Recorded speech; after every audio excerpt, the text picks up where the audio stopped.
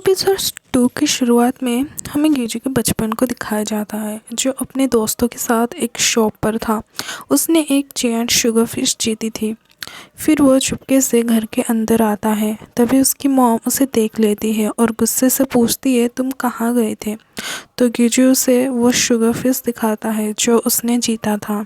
तभी उसकी मॉम उस शुगर फिश को गुस्से से फेंक देती है और वो फिश टूट जाती है और गिजू को मारने लगती है और कहती है कि मैंने तुम्हें पहले से वार्न किया था कि उस शॉप के पास एक एक्सीडेंट होने वाला है, तो तुम वहाँ क्यों गए थे? पर गिजू तो अपने फ़िश के लिए बहुत रो रहा होता है और उस मोमेंट को याद करता है और पास्ट में चला जाता है जहाँ उसने वो फ़िश जीती थी। ये उसका फर्स्ट टाइम था जब वो अपने पास्ट में गया था। फिर वो वापस आता है और उसकी मॉम उसे देखकर बहुत खुश हो जाती है और गॉड को थैंक यू बोलती है। फिर गिजू उसी मोमेंट में फिर से चला जाता है और ख़ुद को देखकर खुश हो रहा होता है। वो अपने दोस्तों को बुलाता है और शॉपकीपर को भी बुलाता है, पर वो किसी को दिखाई नहीं देता है। फिर वो देखता है एक लड़की अपने कुत्ते को बचाने के लिए उसके पीछे भाग रही होती है और आगे चल के उसी कुत्ते का एक्सीडेंट हो जाता है और वह लड़की बहुत रो रही होती है और गिजू भी रो रहा होता है। फिर वो उस कुत्ते को बचाने के लिए बार बार पास्ट में जा रहा होता है, पर वो तो किसी को दिखाई नहीं देता है और किसी को छू भी नहीं पाता है और उसकी कई कोशिश के बाद भी वो उस कुत्ते को बचा नहीं पाता है। और वो बोलता है, जिस टाइम पे मैं खुश रहता हूँ उसी टाइम पे कोई और दुखी रहता है और ये चीज़ें मेरे हैप्पी मोमेंट्स को एंड कर देती हैं, और जब मेरी हैप्पी मोमेंट्स एंड हो जाती है तब मैं उस मोमेंट में ही जा पाता हूँ और यही चीज़ मेरे पास्ट को और भी वर्स्ट बनाती है। फिर हमें गिजू और उसकी वाइफ को दिखाया जाता है जो हॉस्पिटल में होते हैं और वहाँ गिजू की बेटी इन्हा पैदा हुई होती है। उसे देखकर दोनों बहुत खुश होते हैं। फिर प्रेजेंट में हमें गिजू को दिखाया जाता है जो बाहर जा रहा होता है। तब वो साइड में देखता है कि इन्हा को वो जितनी बार बर्थडे प्रेजेंट दिया करता था वो सारे डस्टबिन में पड़े हुए थे और उसके घर के आगे एक आदमी उसे देख रहा होता है। फिर साइड में इन्हा अपने फ़ोन को देखते हुए जा रही होती है। फिर वो कहता है, सामने देखकर चला करो, हर वक्त अपने फ़ोन को मत देखा करो। पर इन्हा को लगता है कि वो बर्थडे प्रेजेंट को डस्टबिन में देखकर उसके पापा उसके ऊपर गुस्सा हो गए हैं। पर बात तो ये है कि इन्हा इन सब के लिए खुद को ही ज़िम्मेदार मानती है और कहती है कि मुझ जैसे बच्चे बर्थडे प्रेजेंट डिज़र्व ही नहीं करते हैं, और इसी वजह से इन्हा ने उन सब गिफ्ट्स को बाहर फेंक दिया होता है। गिजू एक मॉल में जाता है इन्हा के लिए कुछ खरीदने। तभी वहाँ दहाई पहुँच जाती है और फिर गिजू से कहती है, क्या मैं तुम्हारी कोई हेल्प करूँ? तो गिजू उसे पूछता है, क्या तुम मुझसे शादी करना चाहती हो? तो दहाई, नहीं तो मैं बस यहाँ शॉपिंग करने आई हूँ। तो गिजू कहता है, हाँ तो वही करो ना। फिर गिजू कुछ शूज़ देख रहा होता है तो दहाई उसे पूछती है, ये वाले सुंदर हैं? तो गिजू कहता है, मुझे पसंद नहीं जब छोटे बच्चे बड़ों की तरह बिहेव करें। तो दहाई कहती है, अरे ये तो मैं मेरे लिए पूछ रही थी, तुमने कहा ना कि शॉपिंग करो, तो वही कर रही हूँ। फिर गिजू वहाँ से जा रहा होता है तो दहाई उसका पीछा करते हुए कहती है, क्यों ना मैं तुम्हें गिफ्ट ढूंढने में हेल्प करूँ? तो गिजू ना कहता है और उससे एक्सीडेंटली दहाई का शर्ट का स्लीव फट जाता है। तो वहाँ जितने भी लोग होते हैं उन्हें देख रहे होते हैं। तो दहाई कहती है, मुझे मेरा स्लीव वापस कर दो। फिर गिजू मॉल में बैठकर अल्कोहल पी रहा होता है। तभी वहाँ दहाई आती है और एक बैग देकर कहती है कि ये इन्हा के लिए है। फिर गिजू देखता है कि ये वही शूज़ है जो उसने मॉल में देखे थे और उसे पसंद भी आए थे। फिर गिजू बोलता है, मैंने तुम्हें कहा था ना मुझे पसंद है जब छोटे बच्चे बड़ों की तरह तैयार हो। तो दहाई कहती है, हर बच्चा बड़ों की तरह तैयार होना चाहता है। फिर गिजू वहाँ से उठकर जाने लगता है कि दहाई उसे रोक लेती और कहती है कि इन गिफ्ट्स के बदले तुम मुझे एक ड्रिंक तो दे ही सकते हो। तो गिजू कहता है, मैं फेवर एक्सचेंज करने में बहुत बुरा हूँ। फिर दहाई कहती है ठीक है, कुछ मत दो, बस ये गिफ्ट्स ले लो, इन्हा के लिए है। और उसके हाथ में वो बैग पकड़ा देती है। तो गिजू अपने पर्स से कुछ पैसे निकाल कर टेबल पर रख देता है और वहाँ से चला जाता है। पर दाई को ये बात थोड़ी बुरी लगती है और वो वहाँ बैठकर पीने लगती है।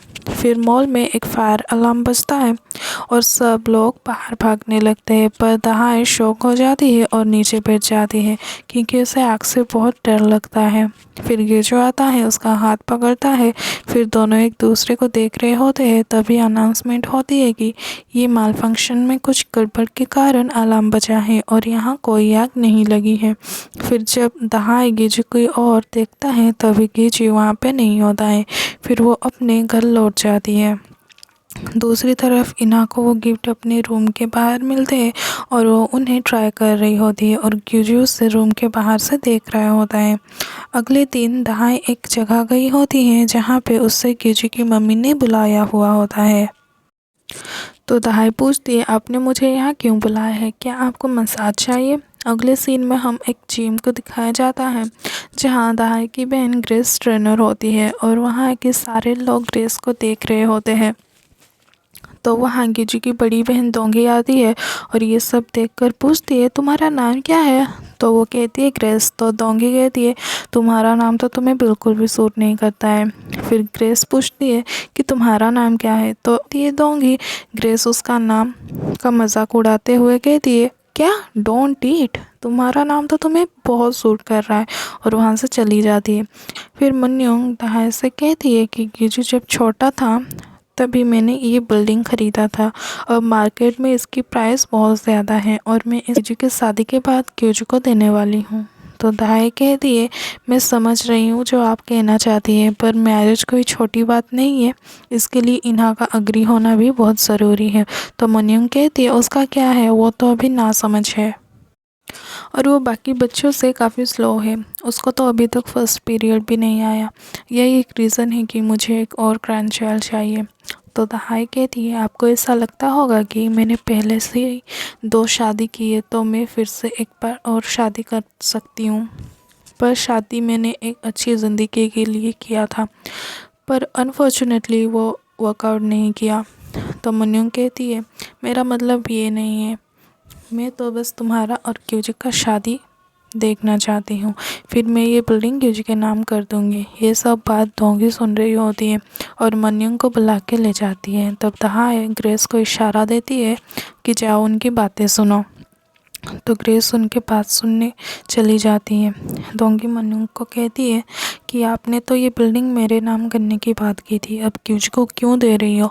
तो मन्योंग कहती है मैंने कहा था अगर तुम्हारी शादी हो जाती है तभी मैं तुम्हें ये बिल्डिंग दूंगी, पर अब ऐसा लगता है कि तुम्हारा बॉयफ्रेंड तुम पे इंटरेस्टेड नहीं है।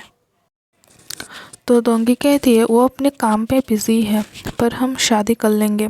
अगले सीन में गिजू वहाँ जिम में पहुँच जाता है और दहाई उससे बात करने की कोशिश करती है, पर आज यूजुअल गिजू इंटरेस्टेड नहीं होता है।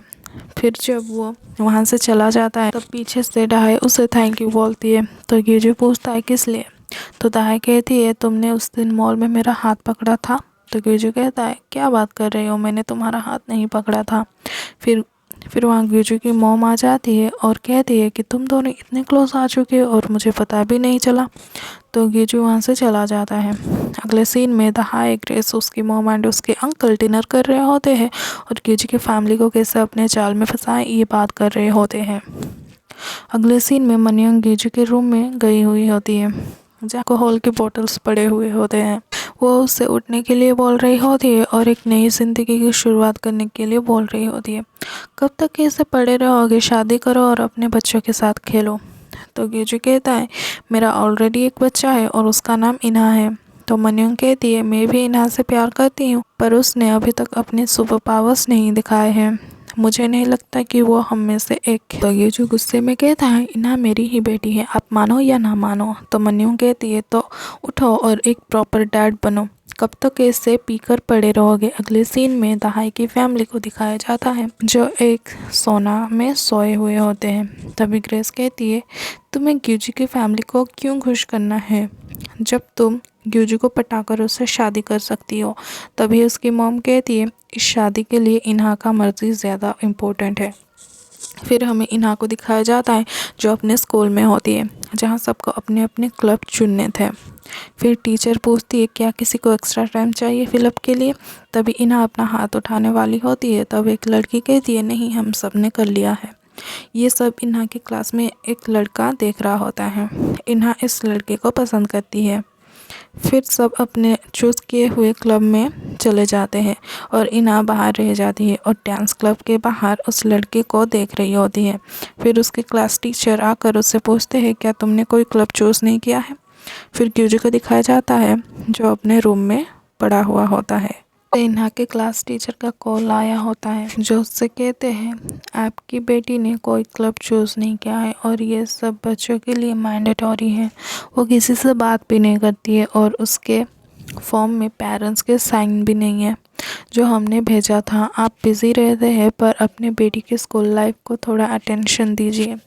फिर ग्यूजू सारे रिपोर्ट्स कार्ड को लाता है साइन करने के लिए पर रुक जाता है। फिर अल्कोहल ढूंढने लगता है पर उसके पापा ने वो सारे फेंक दिए होते हैं और कहते हैं चलो आज हम साथ में पीते हैं, और उसे एक रेस्टोरेंट में लेके जाते हैं जहाँ पे उसकी मॉम और डैड पहले से ही मौजूद थे। तो उसके डैड कहते हैं मैंने कहा था कि हम साथ में पीते हैं, ये नहीं कहा था कि किसके साथ पीते हैं। फिर ग्यूजू की मॉम डैड वहाँ से चले जाते हैं। फिर डाई बोलती है मुझे भी ये सब अनकंफर्टेबल लग रहा है पर मेरे पास कोई चॉइस नहीं है, क्या मैं तुम्हें सर्व करूं। तो ग्यूजू डाई के हाथ से शराब की पोर छीन लेता है और खुद पीने लगता है और डाई भी पीने लगती है। अगले सीन में डोंगी को दिखाया जाता है जो अपने बीएफ के क्लिनिक में आई होती है और वो रिसेप्शनिस्ट से पूछती है क्या सर फ्री है। तो वो कहता है वो अपने लास्ट पेशेंट के साथ है और वो कहते हैं मेरी फ़ोटो को किसने साइड किया। तो वो कहते हैं सर ने कहा था करने के लिए। वो कहती है हाँ हाँ वो मैंने ही उन्हें कहा था साइड करने को, वो क्या है ना थोड़ा कलर फेड हो गया ना। फिर वो वहाँ बैठ जाती है। फिर क्लिनिक से बहुत ही अजीब आवाज़ आने लगती है। रिसेप्शनिस्ट से पूछती है क्या कोई पेशेंट है भी या नहीं, और गुस्से से बहुत सारे चॉकलेट्स खाने लगती है और क्लिनिक की तरफ जाती है। फिर जब वो डोर ओपन करती है तभी वहाँ पे उसके बॉयफ्रेंड के साथ क्रेश होती है। डोंगी को कमेंट मार के चली जाती है। अगले सीन में इन्हा अपने स्कूल से बाहर आती है।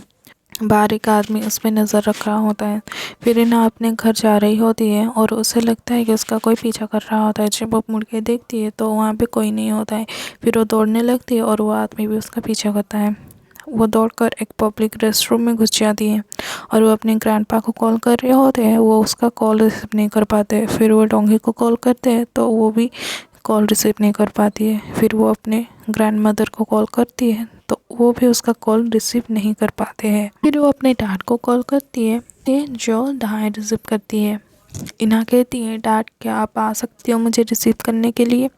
तो डहाई कहती है तुम्हारे डैड तो अभी नहीं आ सकते हैं, क्या मैं आ जाऊं, और तुम्हें कुछ चाहिए तो बोलना। ना नहीं बोलकर कॉल कट कर देती है।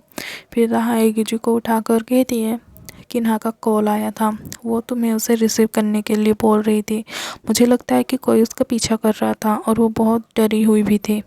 ये सब सुनकर गिजू इमीडिएटली वहाँ से उठ के इन्हा के पास जाने लगता है तो दहाई भी उसके पीछे जाने लगती है। वो दोनों गिर पड़ के इन्हा के पास चले जाते हैं तो वहाँ पे वही आदमी होता है जो उस दिन के पास खड़ा हुआ था।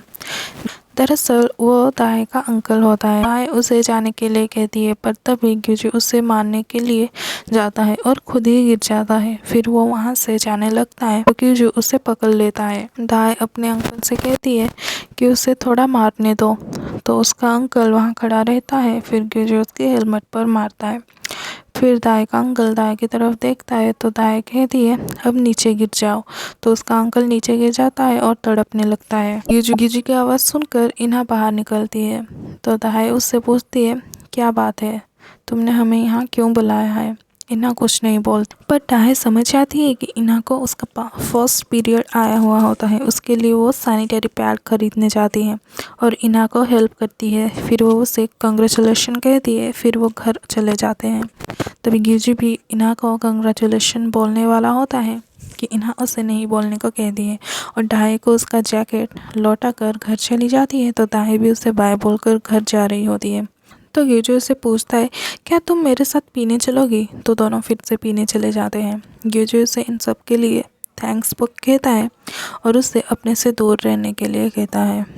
वो कहता है, मुझे नहीं लगता कि मैं ये सब डिज़र्व करता हूँ और मैं ग्रैटिट्यूड के काबिल नहीं हूँ, तो मुझ पे ये एहसान करना बंद करो। तो ताहाई उसे कहती है, तुमने तो मेरी हेल्प करी थी उस दिन मॉल में मेरा हाथ पकड़। फिर वह कहती है, तुम तो पास्ट में जा सकते हो ना?